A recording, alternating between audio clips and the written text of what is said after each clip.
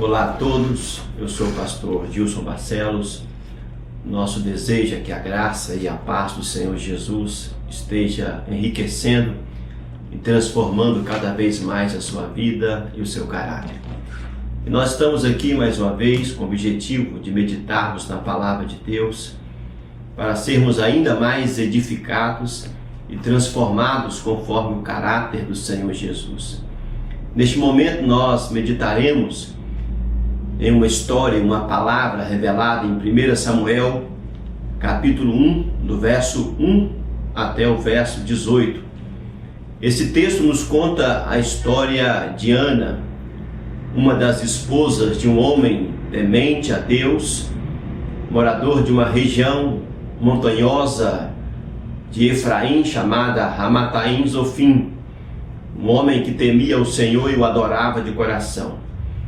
Porém, Eucana tinha duas esposas, Ana e Penina. E Ana era a sua esposa predileta, mais amada, mais querida, mas ela tinha um útero estéril. O verso 5 e o verso 6 diz que Deus havia fechado a madre. Deus tinha dado a ela um útero estéril e ela então não tinha filhos. E Penina então dava filhos ao seu esposo e trazia alegria para a casa de Eucana, e com isso Penina provocava, rivalizava contra a vida de Ana, e era para ela uma grande tribulação, uma grande angústia, uma grande vergonha, principalmente naqueles dias onde nos conceitos populares uma mulher estéril era considerada uma mulher envergonhada, uma mulher amaldiçoada.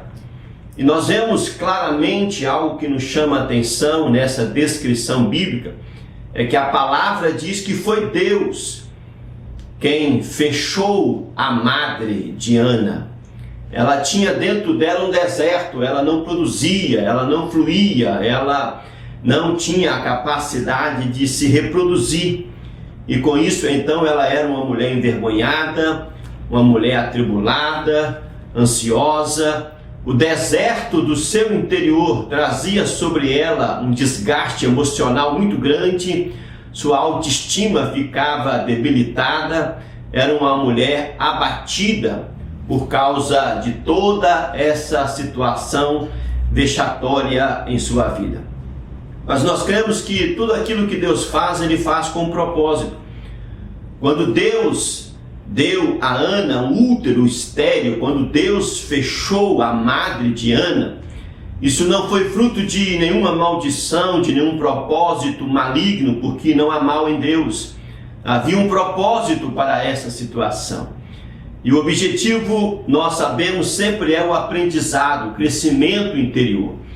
Deus estava usando toda esta dor, toda essa aflição, toda esta angústia na vida de Ana para que ela fosse interiorizada, para que ela fosse transformada de dentro para fora.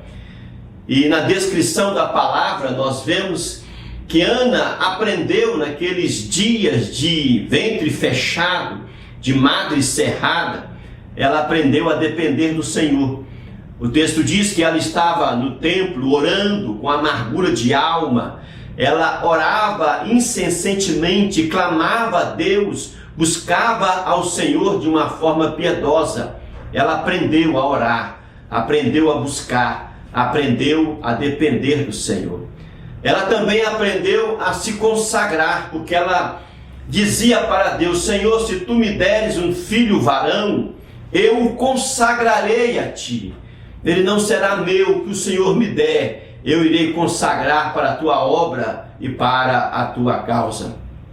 Ana também aprendeu a se derramar diante de Deus.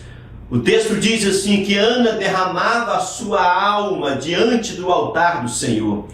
E essa expressão se derramar, além da ideia de oração, de consagração, também nos fala de uma entrega, de adoração, de uma vida completamente rendida aos pés do Senhor nosso Deus. E também Ana aprendeu a lição da simplicidade. Ela diz assim: que eu encontre esta graça diante do altar do Senhor. quando o sacerdote Eli disse para ela que Deus conceda a tua petição, ela humildemente falou que Deus me conceda esta graça. Então ela entendeu que tudo que vem de Deus é uma graça, que nós não merecemos nada, que ela não merecia nada. Ela era talvez uma mulher rica, próspera, bonita, sensual, a mais querida, a mais amada, mas era uma pessoa comum, que precisava da graça, da bondade, da misericórdia do Senhor nosso Deus. Deus não tem obrigação nenhuma de nos abençoar. Tudo que Ele faz porque Ele quer derramar graça e bondade sobre as nossas vidas. Com isso também nós aprendemos que em nada nós vencemos, em nada nós conquistamos ou avançamos na vida com arrogância, com orgulho, com a vaidade. Que temos que depender de Deus para todas as coisas. Mas uma coisa boa nós vemos nessa história de Ana, porque depois de todo o processo de tratamento, de oração, de humildade, de quebrantamento, Deus deu a ela um filho, que se transformou num dos mais poderosos profetas da história de Israel, que foi o próprio profeta Samuel. Da sua esterilidade, da madre fechada dela, Deus fez nascer um novo tempo, um grande homem. Deus revelou para o seu povo uma grande unção profética.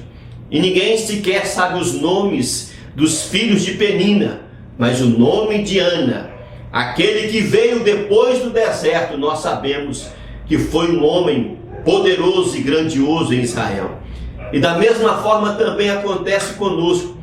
Quando Deus nos leva a tempos de tratamento, a tempos de deserto, aos ciclos onde as coisas ficam fechadas, Ele vai nos tratando, mas depois disso, Ele nos leva a um novo nível de glória. Ele nos leva a um novo nível de unção, de palavras, de poder, de autoridade, de realizações. Para cada deserto haverá um manancial de vida. Para cada ciclo de frustrações, desapontamentos e derrotas, nascerá um novo tempo de vitória, de graça, de glórias, de realizações de Deus em nossa vida. Medite nesta palavra e deixe o Espírito Santo trazer cada vez mais luz e entendimento ao seu coração. Que Deus o abençoe de uma forma rica e poderosa.